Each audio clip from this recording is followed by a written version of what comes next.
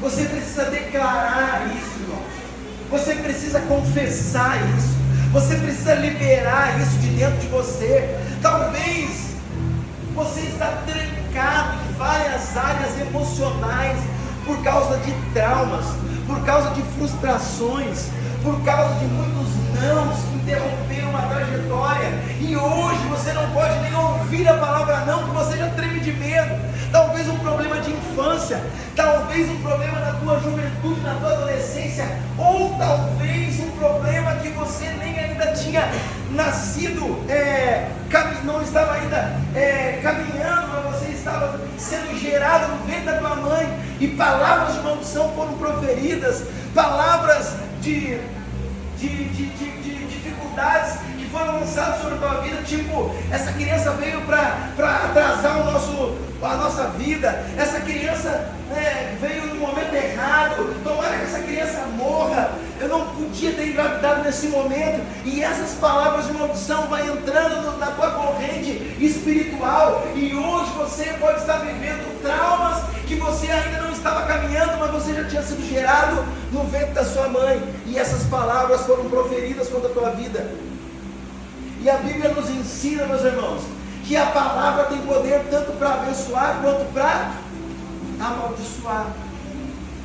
E talvez hoje as coisas não destravam na vida de muitas famílias por causa disso, mas quem crê comigo que o Senhor ele é poderoso para quebrar todas essas maldições hereditárias? Você crê nisso? Então nós cremos, mas nós precisamos também confessar, nós precisamos falar, nós precisamos falar para o Senhor, assim como o Senhor pergunta para esse homem se ele queria ser curado. E veja bem que Jesus, quando faz uma pergunta, o homem vem cheio de justificativa.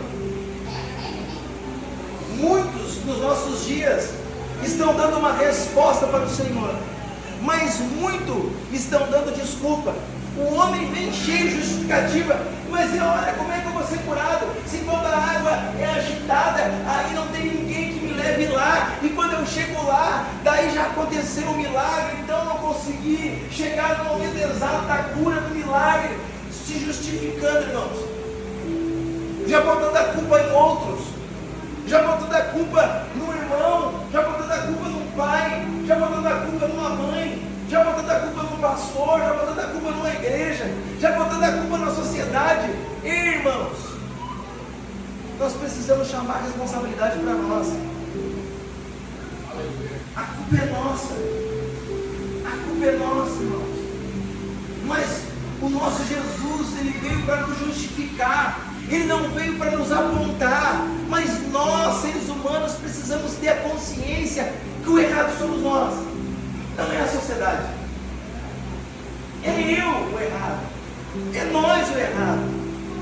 E a partir deste passo de crença, fé e humildade, nós vamos começar a entrar no ambiente do milagre, porque Deus não trabalha na vida do soberbo, Deus não trabalha na vida de pessoas arrogantes, de pessoas que, como diz nosso pastor Ulisses, o melhor lugar para me esconder os meus problemas é nos problemas dos outros. Porque aí você começa a conversar com a pessoa começa a apontar o defeito dos outros. Porque o fulano também só faz coisa errada. Porque o ciclano isso, porque aquela igreja isso, porque aquele pastor isso, porque aquela família. A pessoa está cheia de defeitos, mas ela esconde o defeito dela no defeito dos outros. Então o melhor lugar para me esconder os meus defeitos e os meus problemas é nos defeitos e nos problemas dos outros. E isso não é humildade, isso é querer se esconder. Assim como Adão teve medo e se escondeu, nós precisamos chegar diante do Rei, diante de Jesus, nosso Salvador, nosso justificador. Ei, Jesus está aqui, é eu mesmo, eu sou o imperfeito, eu sou o improvável, é eu que estou todo errado. E quer saber mais? Por mais que o Senhor já conhece toda a minha vida, e hoje eu vou te falar, eu estou olhando para o lugar errado, eu estou falando coisa que não devia, eu estou fazendo coisa que não devia, eu estou pensando coisa que não devia, eu estou cometendo esse erro, mas em nome de Jesus eu quero ser curado, em nome de Jesus eu quero ser liberto. Somente nesse ambiente que a igreja vai experimentar o sobrenatural de Deus. É a partir de uma cura, a partir de uma libertação, irmãos. E muitas vezes quando a gente fala em pecado, a primeira coisa, droga, prostituição, adultério. Ei, irmãos, é muito mais que isso, irmãos. Tem gente que vive na prática da mentira, é um mentiroso e vai herdar um inferno. Não usa droga, não se prostitui, não trai, mas é um mentiroso. Inferno igual. Tem gente de terno e gravata mentindo, e nós queremos olhar para o cara que está drogado na rua, para a pessoa que está lá, né, se prostituindo, isso e aquilo. Não, irmãos.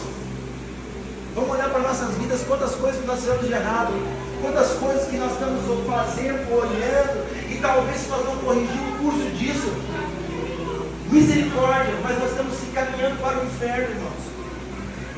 Então a igreja saudável que Jesus quer, ela precisa reconhecer os defeitos.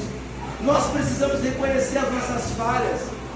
Ninguém é tão bom aqui, a Bíblia diz que bom é Jesus.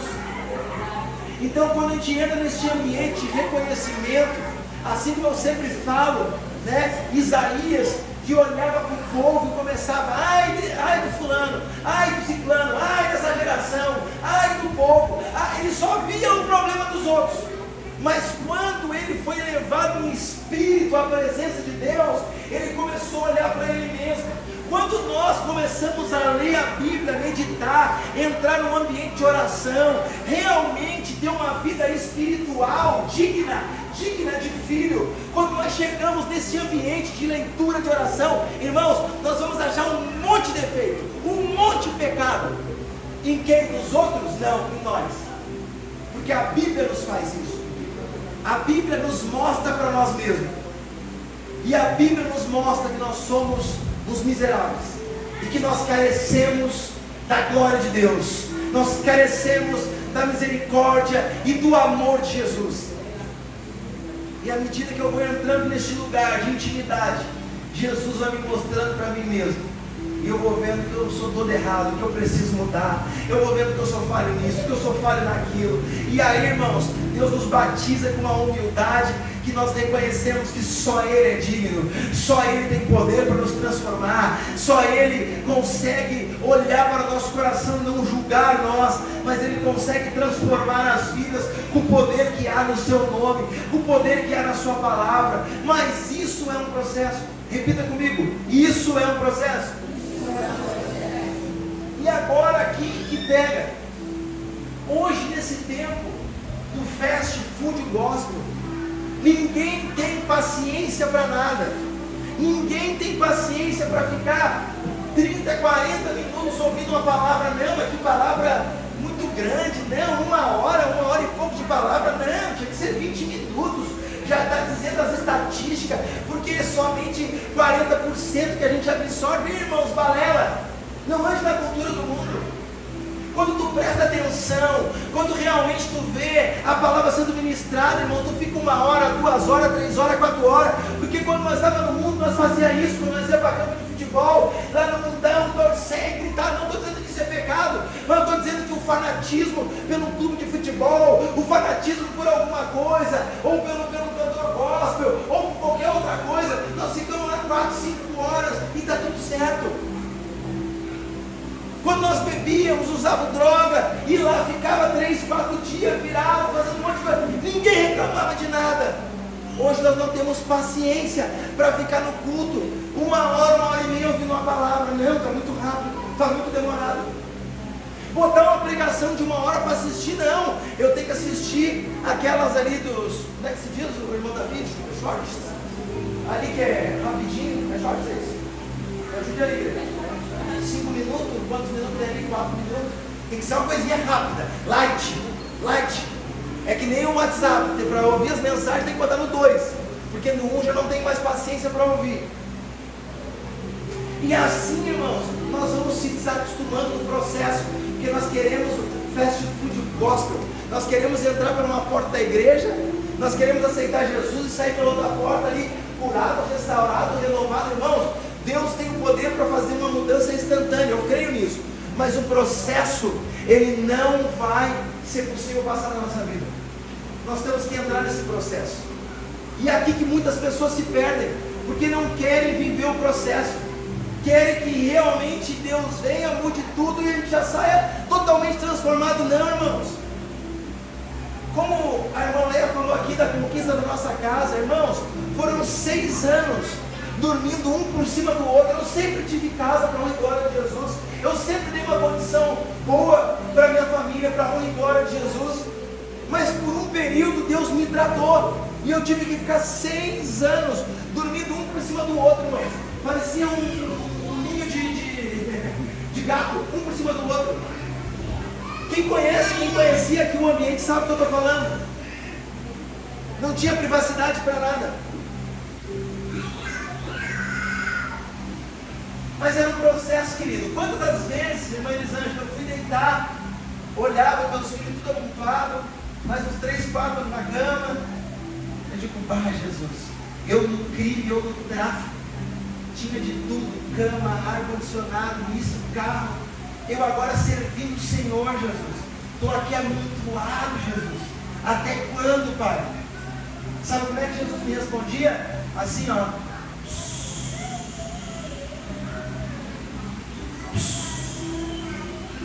No silêncio. Eu me desesperei.